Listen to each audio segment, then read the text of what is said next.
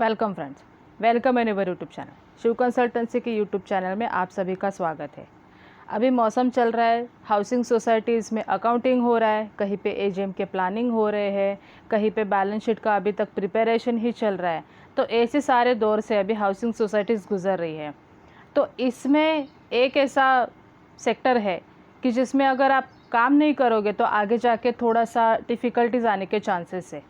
तो वो है कि हाउसिंग सोसाइटी के लिए बजट कैसे बनाए। कई सोसाइटीज़ है वो हाउसिंग सोसाइटी के लिए बजट नहीं बनाती है और आगे जाके प्रॉब्लम फेस करना शुरू हो जाता है। तो आज हम उसी के बारे में डिस्कस कर रहे हैं कि बजट कैसे बनाना चाहिए, क्यों ज़रूरी है और उससे आपको क्या फ़ायदा होने वाला है।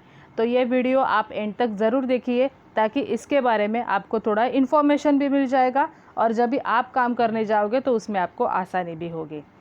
बजट ये कोई नया शब्द नहीं है, इसके बारे में सारे लोग वाकिफ़ है।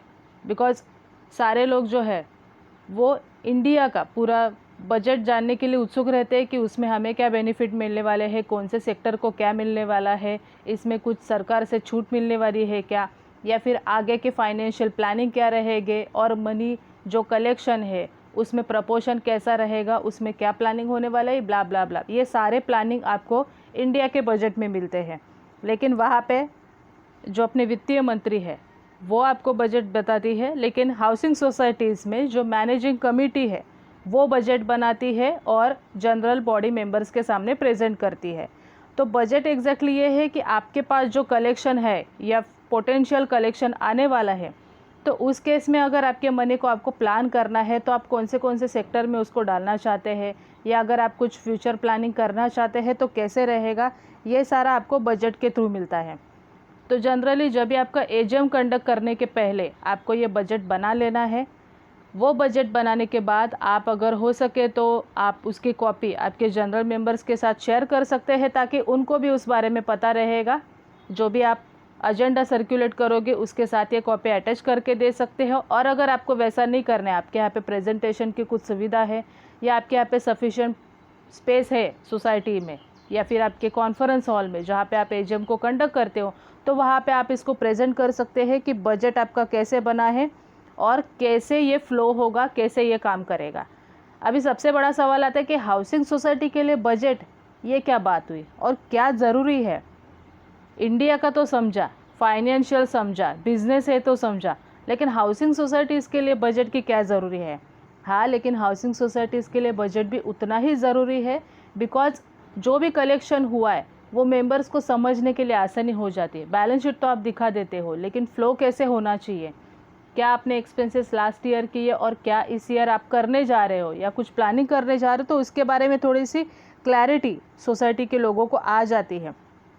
हाँ, उससे कुछ बेनिफिट भी होते हैं। तो क्या बेनिफिट होते हैं उससे देखते हैं।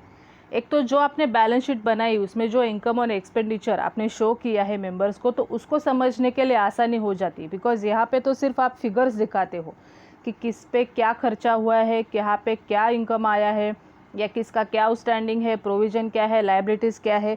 तो इसमें क्लैरिटी थोड़ी सी बजट में आ जाती है।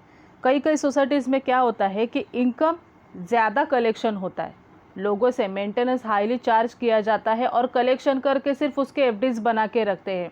लेकिन सोसाइटीज़ में जो भी प्रॉब्लम अभी फेस करे, फॉर एग्जांपल अगर कुछ रिपेयर करने हैं या कुछ फैसिलिटीज़ ऐड करवानी है, आपके यहाँ पे लिफ्ट ऐड करवानी है, आपके यहाँ पे फायर फाइटिंग का सिस्टम ऐड करवाना है, सिक्योरिटीज़ को चेंज करवाना है, या आप ऑनलाइन सर्विसेज में जाना चाहते हैं या आपके यहाँ पे कंप्यूटराइज सिस्टम करना चाहते हैं, तो इस सब के लिए जो आपको फाइनेंशियल की ज़रूरत पड़ेगी तो ये सोसाइटी उस में खर्चा नहीं करता। सोसाइटी क्या है, कलेक्शन करके सिर्फ फंड जमा रखता है बैंक में और उसका कुछ भी मूवमेंट नहीं होता। इट मीन्स हाईली कलेक्शन होता है लेकिन एक्सपेंसेस उतना नहीं होता। लेकिन अगर आप कंट्रोवर्सी देखोगे, किसी किसी सोसाइटीज़ में कैसा है कि इनकम कम है लेकिन खर्चे बहुत ज़्यादा होते हैं, मेंबर से कलेक्शन बहुत कम किया जाता है और मेंबर्स के एक्सपेक्टेशन बहुत सारे रहते हैं कि सोसाइटी में ये होना चाहिए, सोसाइटी में वो होना चाहिए, हम ये कर सकते हैं, हम वो कर सकते हैं। हाँ, लेकिन आपके यहाँ पे अभी जो फंड्स का कलेक्शन हो रहा है उसका मूवमेंट कैसा हो रहा है, कहाँ पे कितने खर्चे हो रहे हैं, तो वो सब का ध्यान देखना ज़रूरी है। क्योंकि अगर ये ध्यान नहीं देखा गया तो सोसाइटी के ऊपर डेट बढ़ने के चांसेस है, लायबिलिटीज़ बढ़ती जाएगी और लायबिलिटीज़ बढ़ेगी तो क्या होगा, टैक्स नहीं पे कर पाओगे, अगर आप जीएसटी के लायबल हो तो वो नहीं पे कर पाओगे, प्रॉपर्टी टैक्स ऑन टाइम नहीं पे होगा, जो वाटर के बिल है या अदर कुछ टैक्सेस है वो ऑन टाइम पे नहीं होगा, या आपके यहाँ पे कुछ लोन अगर सोसाइटी ने लिया हुआ है किसी भी चीज़ के लिए तो वो नहीं भर पाओगे, यूटिलिटीज़ के पेमेंट नहीं जा पाएंगे, तो ये सारे जो है वो स्टक होने के चांसेस होते हैं। तो इसके लिए बजट होना बहुत ही ज़रूरी है। तो बजट होने से क्या आसानी होगी, अगर आपके यहाँ पे कुछ मेजर रिपेयर आप करवाना चाहते हो, जैसे मैंने कहा अगर कुछ आप फैसिलिटीज़ को भी ऐड करना चाहते हो, लिफ्ट आपके यहाँ पे अभी रिनोवेशन करने की ज़रूरत है, लिफ्ट के यहाँ पे काम चलने वाला है लेकिन उतने फ़ंड आपके पास सफिशिएंट नहीं है क्योंकि लिफ्ट के लिए 10 लाख खर्चा होने वाला है, या आपको मेजर कुछ रिनोवेशन करवाना है, या आपके यहाँ पे कुछ पाइपलाइन चेंज करवाना है। बहुत सारे केसेस होते हैं, बिकॉज हाउसिंग सोसाइटी है तो उसको जैसे जैसे यूज़ होता जाएगा तो वैसे वैसे रिपेयर के काम भी बढ़ते जाएंगे। लेकिन अगर आपके यहाँ पे बजट ही नहीं होगा, आपके यहाँ पे आपने फंड्स का मैनेजमेंट ही नहीं किया होगा, तो फिर उस केस में आगे जाके लायबिलिटीज़ बढ़ेगी और कुछ काम भी आसानी से नहीं होंगे। तो दोस्तों, अगर आप आपकी सोसाइटी में फंड्स का बजटिंग नहीं करते हो एवरी ईयर तो आगे जाके आपको प्रॉब्लम होने के चांसेस है। तो प्लीज़ इसका बजटिंग स्टार्ट करें। हाँ, इसमें आप अभी क्या क्या इंक्लूड कर सकते हैं वो थोड़ा सा देखते हैं कि क्या होगा। एक तो आपको कंपैरिजन मिल जाएगा कि आप आगे जा सकते हैं, आपको फंड्स कलेक्ट करने हैं, तो इसमें क्या क्या कंसिडर कर सकते हैं। इसमें यह कंसिडर हो सकता है कि आपके अभी के जो एग्जिस्टिंग एक्सपेंसेस है, फॉर एग्जांपल इंश्योरेंस चार्जेस है, या फिर आपके यहाँ पे जो भी जनरल यूटिलिटी मेंटेनेंस के अहेड जो भी आप कलेक्शन करते हो, एजुकेशन सेस पे जो भी फंड्स का कलेक्शन होता है, प्रीवियस ईयर आपने कितना कलेक्शन किया था और इस साल आप फोरकास्टिंग करो कि उसमें थोड़ा सा इंक्रीज होने के चांसेस है तो कितना बढ़ सकता है, कि भाई 5% बढ़ सकता है, 10% बढ़ सकता है। तो उसके बेसिस पे आप आपके खर्चे का कैलकुलेशन कर सकते हो और एक कंपैरिजन चार्ट बना ले। दूसरा ये हो सकता है कि रिपेयर मेंटेनेंस आपने लास्ट ईयर कितना खर्चा किया और अगर 10% भी उसमें से बढ़ते हैं तो इस साल कितना होने के चांसेस है। सीसीटीवी का मेंटेनेंस है, इंटरकॉम का मेंटेनेंस है, और भी जो आपकी फैसिलिटीज़ है उसका मेंटेनेंस है, तो उसको भी आप इसमें ऐड कर सकते हैं। कॉन्ट्रैक्चुअल पेमेंट है, जो भी आपके एएमसी के कॉन्ट्रैक्ट है, सिक्योरिटी के है, हाउसकीपिंग के है, लिफ्ट मेंटेनेंस के है, या और कोई भी है, तो उसका भी एएमसी वो लोग तो इंक्रीमेंट करेंगे ही, तो उसको भी कंसिडर करके आप एक चार्ट में डाल दें। अदर ऑपरेटिंग एक्सपेंसेस है, जो भी आपकी स्टेशनरी जाती है, या फिर टेलीफोन के चार्जेस है, या फिर और आपके यहाँ पे फेस्टिवल एक्सपेंसेस के लिए तो आप लोग अलग से कलेक्शन करते होंगे, लेकिन नेशनल फेस्टिवल के लिए भी जो आपके यहाँ पे खर्चे होते हैं आप उसको भी इंक्लूड करें।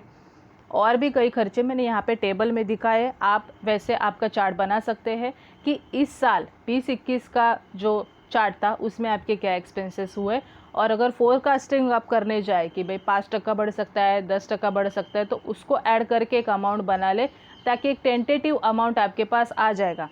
उसके कंपेयर में आपका अभी जो मेंटेनेंस है क्या वो सफिशिएंट है वो सब करने के लिए, या फिर आपको मेंटेनेंस बढ़ाने का ज़रूरत पड़ेगा, या फिर आपको और कुछ करना पड़ेगा उसके लिए। तो ये सारा कंपैरिजन आपको मिल जाएगा, तो जिसकी वजह से आपको डिसीजन मिलेगा कि आपको अगर कुछ मेजर रिपेयर करवाना है या कुछ भी फैसिलिटी ऐड करवानी है तो करे कि नहीं करे, या फिर पहले फ़ंड जमा करें और उसके बाद आप काम को शुरू करें।